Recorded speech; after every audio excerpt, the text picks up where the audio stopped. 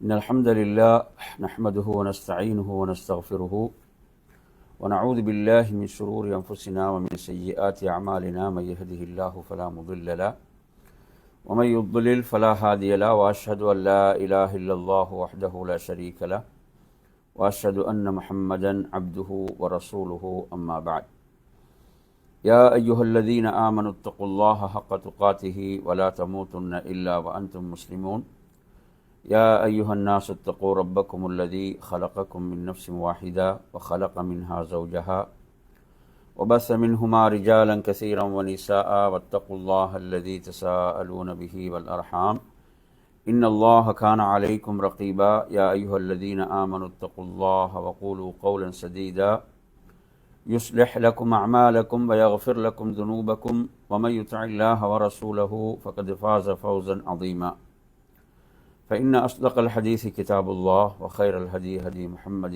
صلى الله عليه وسلم وشر الأمور محدثاتها وكل محدثة بدعة وكل بدعة ضلالة وكل ضلالة في النار. அன்பிற்குரிய என் அருமை சகோதரர்களே, தாய்மார்களே, சகோதரிகளே, அஸ்ஸலாமு அலைக்கும் வரஹ்மத்துல்லாஹி வபரகாத்துஹு. இன்றைய நமது மார்க்க வகுப்பில் பரக்கத்துக்கான பிரார்த்தனைகள். உண்மையில் ஒரு மனிதன் அல்லாஹ்வின் புறத்திலிருந்து பரக்கத்தை பெற்று விடுவானாக இருந்தால் அது ஒரு மிக பெரும் பேரருளாக இருந்து கொண்டிருக்கிறது. பரக்கத் என்பது வெறுமனே பொருளாதாரத்தில் மாத்திரமல்ல.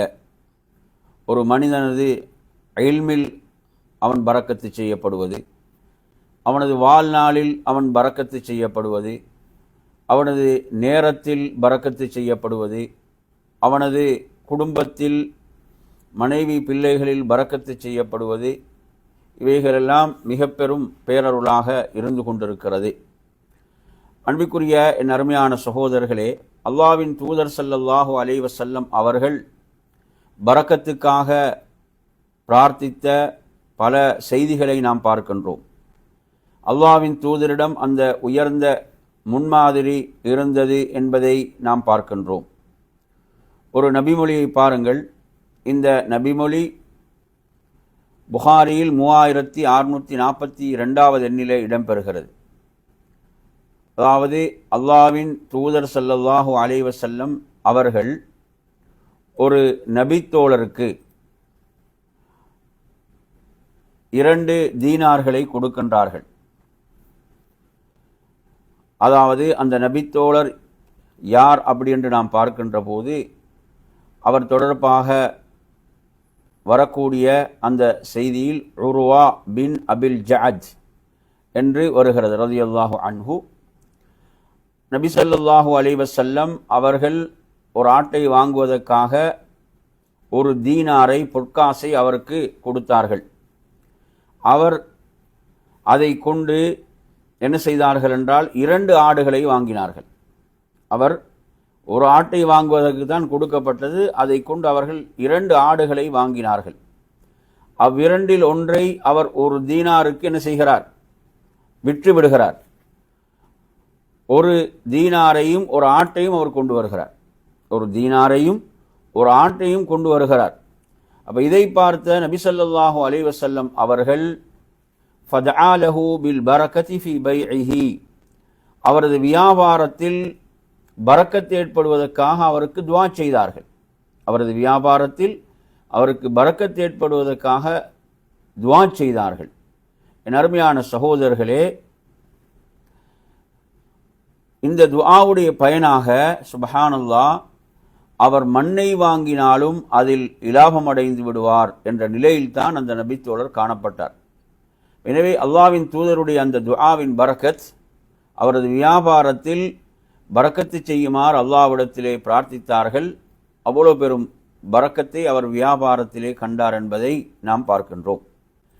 என் அருமையான சகோதரர்களே, பரக்கத்தை நாம் பெறுவதற்கான துஆக்களில், பிரார்த்தனைகளில் ஒருவர் அல்லாஹ்விடத்திலே பாவ மன்னிப்பு தேடுவது என்பதை பொறுத்தவரையில் அல்லாஹு தஆலா அல் குர்ஆனிலே சொல்கிறான். நபி நூஹ் அலைஹிஸ்ஸலாம் அவர்கள் தனது சமுதாயத்துக்கு சொன்ன அந்த செய்தி, ஃபகுல் துஸ்தக்ஃபிரு ரப்பக்கும் இன்னஹு கான கஃபாரா. உங்கள் இறைவனிடம் நீங்கள் பாவ மன்னிப்பு தேடுங்கள், நீங்கள் இறைவனிடம் மன்னிப்பு தேடுங்கள், அவன் நிச்சயமாக மிக்க மன்னிப்பவனாக இருக்கிறான்.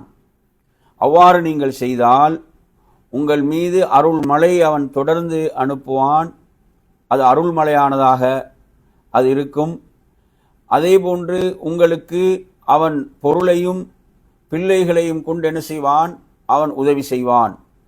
இன்னும் உங்களுக்காக அவன் தோட்டங்களை உண்டாக்குவான், உங்களுக்காக ஆறுகளையும் பெருக்கெடுத்து ஓடுமாறு அவன் உண்டாக்குவான் என்று குர்ஆனில் 71வது அத்தியாயம் 10, 11, 12 ஆகிய வசனங்களில் நீங்கள் பார்க்கலாம். எனவே ஒருவர் அல்லாஹ்விடத்திலே இஸ்திக்ஃபார் செய்வது, பாவ மன்னிப்பு தேடுவது என்பது பரக்கத்தை அவரது வாழ்விலே கொண்டு வரும் என்பதற்கு இந்த வசனம் சான்றாக இருக்கிறது. எனவே பாவங்கள் என்பது பரக்கத்தை அழிக்கக்கூடியது, பாவங்கள் என்பவைகள் பரக்கத்தை அழித்து விடக்கூடியவைகள்.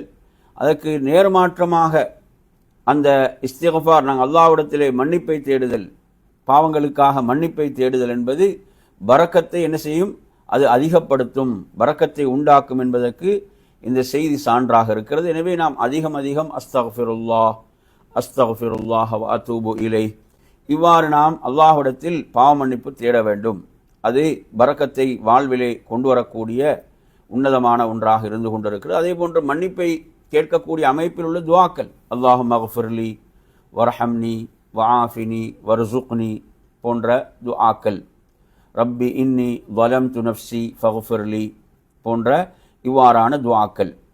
அடுத்த நறுமையான சகோதரர்களே, இந்த தலைப்பிலே நாம் பார்ப்போம், ஒருவர் வீட்டில் நுழையும் போது சலாம் கூறி நுழைதலும் பரக்கத்தை ஏற்படுத்தும். இந்த செய்தி திர்மிதியில் 2698வது எண்ணிலே வருகிறது.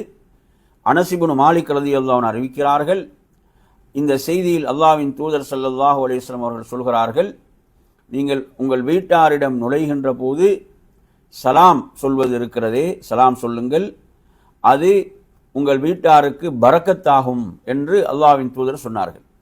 எனவே ஒருவர் வீட்டுக்குள் நுழையும் போது சலாம் சொல்லிவிட்டு நுழைதல் என்பது அது பரக்கத்தை ஏற்படுத்தும், அந்த வீட்டாருக்கு பரக்கத்தை கொண்டு வரக்கூடியது என்பதை பார்க்கின்றோம். எனவே நாம் நமது வாழ்வில் நாம் சலாத்தை அதிகரிப்பது என்பது பரக்கத்துக்குரிய ஒரு விடயமாக இருக்கிறது. ஏனென்றால் அந்த சலாம் என்பதன் மூலம் எதை பிரார்த்திக்கிறோம், ஈடேற்றத்தை, அமைதியை, நிம்மதியை தான் பிரார்த்திக்கின்றோம். அதே போன்று என் அருமை சகோதரர்களே, பரக்கத்துக்கான இந்த வழிகாட்டல்களில் அடுத்ததாக பார்ப்போம் சூரத்துல் பக்ரா அத்தியாயம்.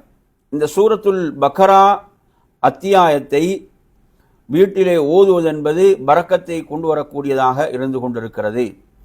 இந்த சூரத்துல் பக்ராவை பொறுத்தவரையில் ரசூலுல்லாஹ் சொல்றாங்க, அதை ஒருவர் எடுத்துக்கொள்வது பரக்கத்தாகும்.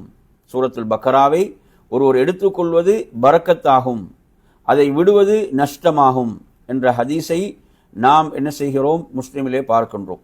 எனவே சூரத்துல் பக்ராவை ஒருவர் எடுத்துக்கொள்வது பரக்கத்துக்குரிய ஒன்றாக இருக்கிறது. அஹதுஹா அல் பரக்கா. எனவே எந்த அளவு நாம் சூரத்துல் பக்ராவை எமது வாழ்வில் ஓதி வருகிறோம், எமது வீட்டிலே ஓதி வருகிறோம் என்றால் அது பரக்கத்துக்குரியதாக இருந்து கொண்டிருக்கிறது, அது பரக்கத்துக்குரியதாக இருந்து கொண்டிருக்கிறது என்பதை நாம் பார்க்கின்றோம். எனவே இதில் நாம் கவனம் எடுக்க வேண்டும், இதில் சூரத்துல் பக்ராவை நாம் ஓதி வருவதில். அடுத்ததாக பரக்கத்துக்குரிய அந்த வார்த்தைகளுள் பிஸ்மில்லாஹ் என்று கூறுவது.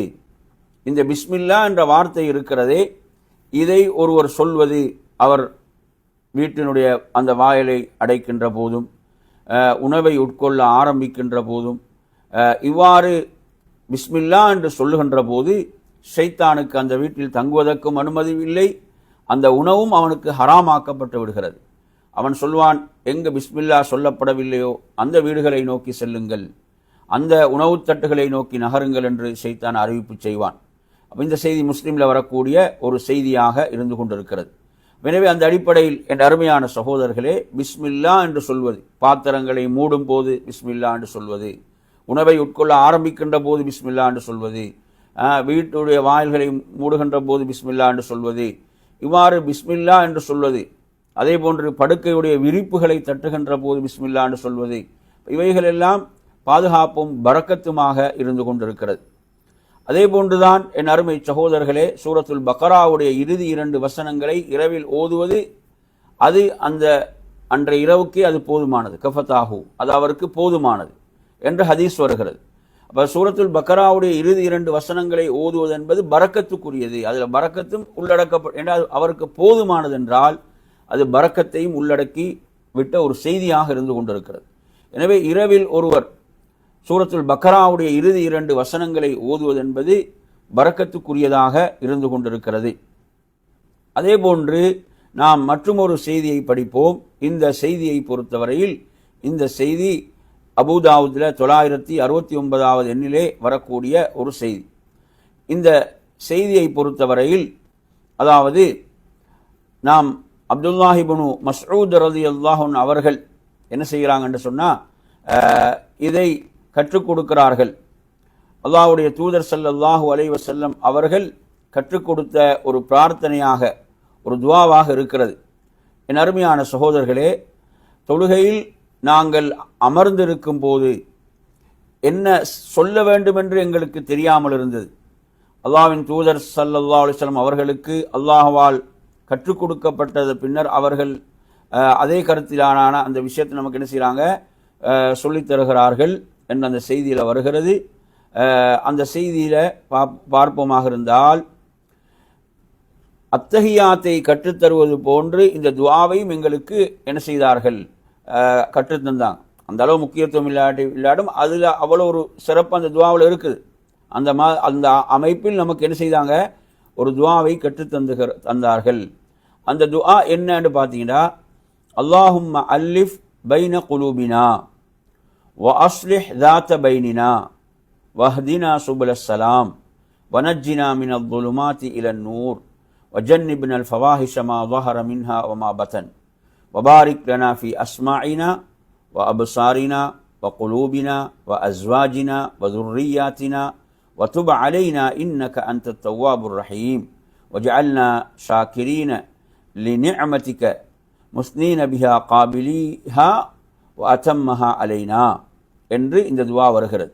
இந்த துஆவில் நாம் பார்க்கின்ற போது அழகான ஒரு துஆ, அற்புதமான கருத்தை உள்ளடக்கிய ஒரு துஆவாக இந்த துஆ இருக்கிறது. இந்த துஆவில் நபி ஸல்லல்லாஹு அலைஹி வஸல்லம் அவர்கள் கற்றுத்தந்த விடயங்கள் என்னென்று பார்த்தீங்கன்னு சொன்னால், அல்லாஹும்ம அல்லிஃப் பைன குலூபினா, எமது உள்ளங்களுக்கு மத்தியில் நீ இணக்கத்தை ஏற்படுத்துவாயாக, ஒற்றுமையை ஏற்படுத்துவாயாக. வாஸ்லிஹ் ذات பைனினா, எமக்கு மத்தியில் என்ன செய்வாயாக, இணக்கத்தை உருவாக்குவாயாக.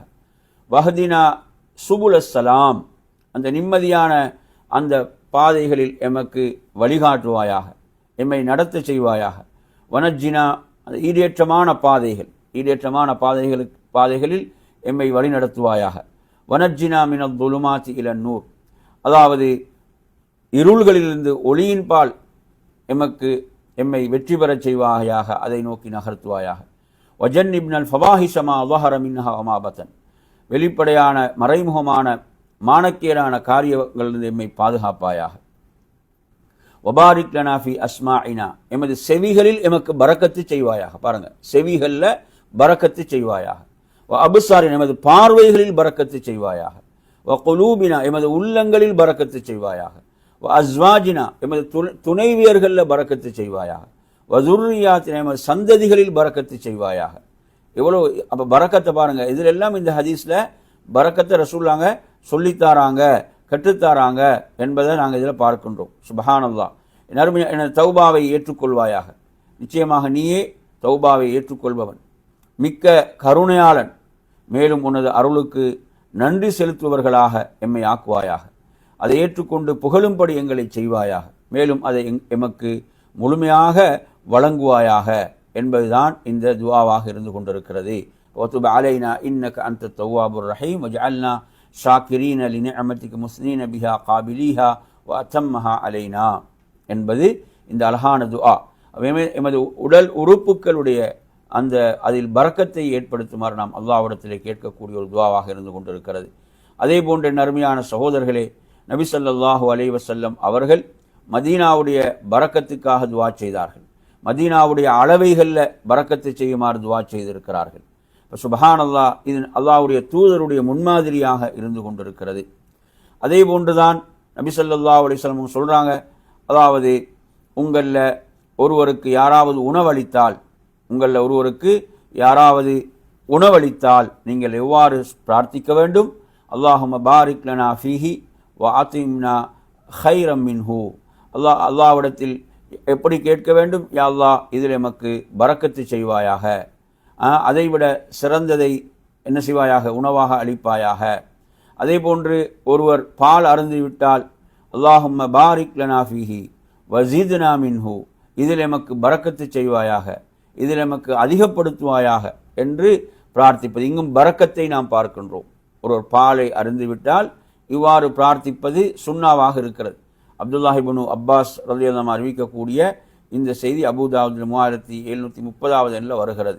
எனவே உணவு பாருங்கள், அந்த உணவை உட்கொண்டால் அல்லாஹும்ம பாரிக் லனா ஃபீஹி வ ஆத்திம்னா ஹைரம் மின்ஹு என்று பிரார்த்தித்தல். அல்லாஹ், இதில் எமக்கு பரக்கத்து செய்வாயாக, அதைவிட நல்லதை எமக்கு உணவாக அளிப்பாயாக. அதே போன்று நாம் பாலை அருந்துவிட்டால் எவ்வாறு பிரார்த்திக்க வேண்டும்? அல்லாஹும்ம பாரிக் லனா ஃபீஹி வஸித்னா மின்ஹு என்று என்ன செய்வது? பிரார்த்தனை செய்தல் என்பதை நாம் பார்க்கின்றோம். அதே போன்று என் அருமையான சகோதரர்களே, நபி ஸல்லல்லாஹு அலைஹி வஸல்லம் அவர்கள் ஒரு முறை அவருக்கு ஒரு நபித்தோழர் என்ன செய்கிறார்? உணவளிக்கிறார். நபி அவர்கள் அந்த உணவை உட்கொண்ட பிறகு நபி அவங்க அங்கிருந்து புறப்படுகின்ற போது அந்த நபியுடைய ஒட்டகத்துடைய கடிவாளத்தை பிடித்து கொண்டு அவங்க சொல்கிறாங்க, எமக்காக துவா செய்யுங்கள் யா ரசூலல்லாஹ். அப்போது நபி அவங்க துவா செய்கிறார்கள், அல்லாஹும்ம பாரிக் லஹும் ஃபீமா ரஸக்தஹும் வக்ஃபிர் லஹும் வர்ஹம்ஹும் என்ற இந்த துவா முஸ்லிமில் வரக்கூடிய செய்தி. அப்துல்லாஹ் இப்னு புஸ்ர் அறிவிக்கிறாங்க, 2042 வருகிறது. அல்லாஹும்ம பாரிக் லஹும் ஃபீமா ரஸக்தஹும், நீ அவர்களுக்கு வழங்கியதில் நீ அவர்களுக்கு பரக்கத்து செய்வாயாக, வக்ஃபிர் லஹும் வர்ஹம்ஹும், அவர்களை மன்னித்து அவர்களுக்கு அருள் புரிவாயாக என்ற துவா. எனவே நாம் ஒரு வீட்டுக்கு விருந்துக்கு செல்கிறோம் என்றால் நாம் அந்த விருந்தை முடித்துவிட்டு வெளியேறுகின்ற போது நாம் இவ்வாறு துவா செய்வது, அல்லாஹும்ம பாரிக் லஹும் ஃபீமா ரஸக்தஹும் வக்ஃபிர் லஹும் வர்ஹம்ஹும் என்று துவா செய்வது. அதே போன்றுதான் என் அருமையான சகோதரர்களே, நம்மை ஒன்று ஆச்சரியப்படுத்தி விட்டால், நமது கண்களில் ஒன்று ஆச்சரியப்படுத்துகிறது, அப்படி ஆச்சரியப்படுத்தினால் நாம் பரக்கத்துக்காக துவா செய்ய வேண்டும். பரக்கத்துக்காக சிலவங்க மாஷா அல்லான்னு சொல்கிறாங்க. ஆனால் ஹதீஸில் பார்த்தீங்கன்னா எப்படி வருகிறது என்று சொன்னால், ஃபல்யதுஉ லஹு பில் பரக்கா, பரக்கத்துக்காக அவர் துவா செய்யட்டும் என்று வருகிறது. எனவே நாம் ஒன்றை பார்க்குறோம், ஒரு அழகான வீட்டை பார்க்குறோம், அல்லது ஒரு அழகான தோட்டத்தை பார்க்குறோம், அல்லது ஒரு அழகான வாகனத்தை பார்க்கின்றோம், அதில் எங்களை ஆச்சரியப்படுத்துது. அல்லது ஒரு வியாபார ஸ்தலத்தை பார்க்குறோம், அதை எம்மை ஆச்சரியப்படுத்துகிறது. அல்லது ஒரு குழந்தை அழகாக பேசுகிறது, அதை எம்மை ஆச்சரியப்படுத்துகிறது. அப்படி என்று சொன்னால் நாம் அந்த இடத்தில் என்ன செய்ய வேண்டும்? பரக்கத்துக்காக பிரார்த்திக்க வேண்டும்.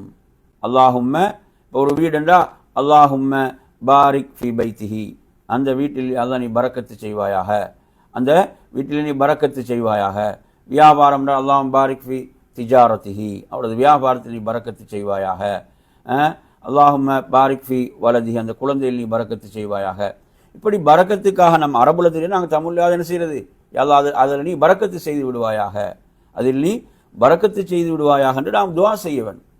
நம்மை ஒன்று ஆச்சரியப்படுத்துகிறது என்றால் ஏன்னா நமது கண்ணால் அங்கே பாதிப்பு ஏற்பட்டு விடக்கூடாது. அவர்கள் என்ன செய்யக்கூடாது? பாதிப்பு ஏற்பட்டு விடக்கூடாது. நாங்கள் பார்க்குறோம் எவ்வளோ சந்தர்ப்பங்களில் இப்படியான பாதிப்புகள் ஏற்படுகின்றன அல்லாஹ்வுடைய நாட்டத்தால். எனவே இவ்வாறான நேரங்களில் நாம் உடனே என்ன செய்யணும்? பரக்கத்துக்காக துவா செய்ய வேண்டும். இப்போ மாஷா அல்லா தபாரக் அல்லான்னு சொல்கிறாங்க. இப்போ மாஷா அல்லாண்டா அல்லாஹ் நாடியபடி, அல்லாஹ் விரும்பியபடி.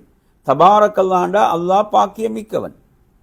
அப்போ நாங்கள் இங்கே பரக்கத்துக்காக துவா செய்யலை. இப்போ நிறைய பேர் சொல்கிறாங்க மாஷா அல்லா தபாரக் அல்லான்றாங்க. மாஷா அல்லாண்டா அல்லாஹ் விரும்பியபடி, தபாரக் அல்லாண்டா அல்லாஹ் பாக்கியமிக்கவன், அப்படி தானே அர்த்தம். அப்போ இங்கே நாங்கள் துவா செய்ய வேண்டுமே, பரக்கத்துக்காக பிரார்த்திக்க வேண்டும். அப்போ எப்படி சொல்ல வேண்டும்? அல்லாஹும்ம பாரிக் லக், அல்லது பாரக் அல்லாஹு ஃபீக், பாரக் அல்லாஹு லக், பாரக் அல்லாஹு ஃபீ திஜாரத்திக், பாரக் அல்லாஹு ஃபீ பைத்திக், அல்லது பாரக் அல்லாஹு ஃபீ வலதிக், உமது பிள்ளைகள் அல்லாஹ் பரக்கத்து செய்வானாக. இப்படியாக அந்த பரக்கத்துக்காக பிரார்த்திக்க வேண்டும். அப்படித்தான் நமக்கு ஹதீஸ் சொல்லி தருகிறது.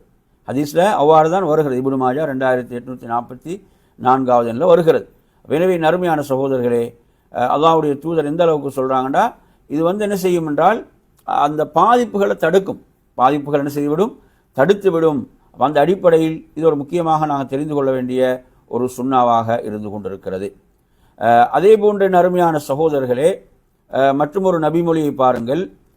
இதுவும் பலருக்கு தெரியாத ஒரு செய்தி தான். பலருக்கு தெரியாத ஒரு செய்தி தான். அதாவது நபி ஸல்லல்லாஹு அலைஹி வஸல்லம் அவர்கள் ஒருவரிடமிருந்து கடனை பெற்று அந்த கடனை திருப்பி கொடுக்கின்ற போது, கடனை திருப்பி கொடுக்கும்போது எப்படி துவா செஞ்சாங்க?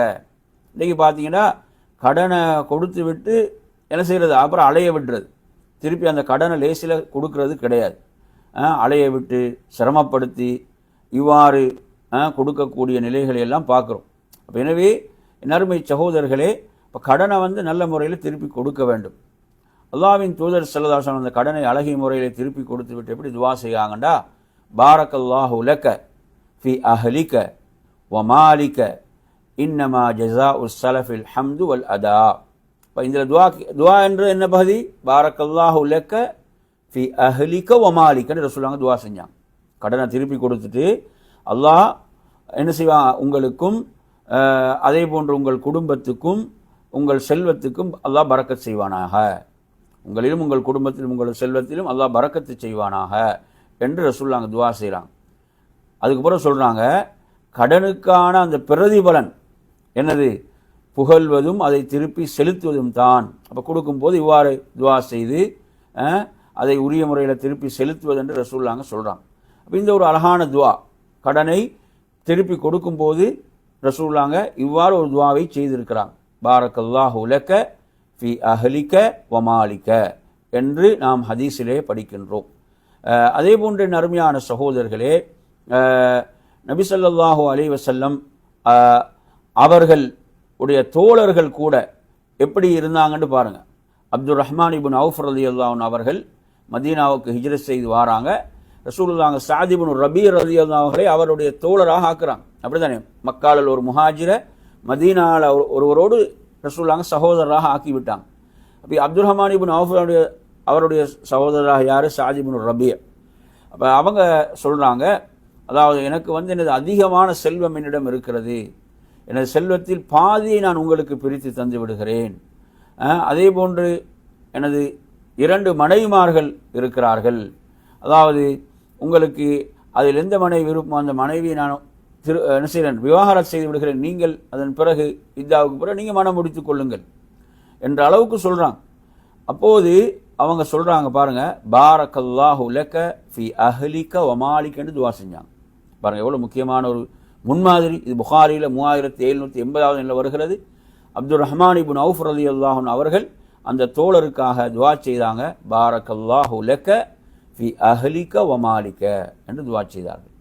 சொல்லிவிட்டு அவங்க சொல்கிறாங்க, நீங்கள் எனக்கு சந்தையை மட்டும் காட்டுங்கன்றான். நீங்கள் எனக்கு சந்தையை மட்டும் காட்டுங்கன்றான். சுபஹானல்லாஹ். எனவே நறுமையான சகோதரர்களே, அல்லாஹு தஆலா அவங்கள மிகப்பெரிய செல்வந்தராக அப்துர் ரஹ்மான் இப்னு அவுஃப் அல்லாஹ் ஆக்கினார் என்பதை நாங்கள் பார்க்குறோம். நறுமையான சகோதரர்களே, அதே போன்று தான் இதில் மற்றும் ஒரு விஷயத்தை நாங்கள் கவனிக்க வேண்டும். அதாவது பாரக்கல்லாஹு ஃபீக்கும் என்று துவா செய்கின்ற போது, ஒருவர் உங்களுக்கு பாரக்கல்லாஹு ஃபீக்கும் என்று துவா செய்கிறார். அவ்வாறு துவா செய்கின்ற போது அதற்கு பதிலாக ஆயிஷா ரலியல்லாஹு எப்படி சொல்கிறாங்கன்னா, வஃபீஹிம் பாரக்கல்லாஹ் என்று சொன்னாங்க என்ற வார்த்தையும் பார்க்குறோம். இது நசாயில வரக்கூடிய ஒரு செய்தி. வஃபீஹிம் பாரக்கல்லாஹ், அவர்களிலும் அல்லாஹ் பரக்கத்து செய்வானாக என்ற அந்த வார்த்தையை அவர்கள் பயன்படுத்தினாங்க என்பதை நாம் பார்க்கின்றோம். எனவே நறுமையான சகோதரர்களே, ஏன்னா ரசூலுல்லாஹ் இப்படியெல்லாம் நமக்கு கற்றுத்தந்திருக்கிறாங்க என்பதை நாம் இதிலே பார்க்கின்றோம். அதே போன்றுதான், அதாவது ஒரு திருமணம் நடந்து விடுகிறது.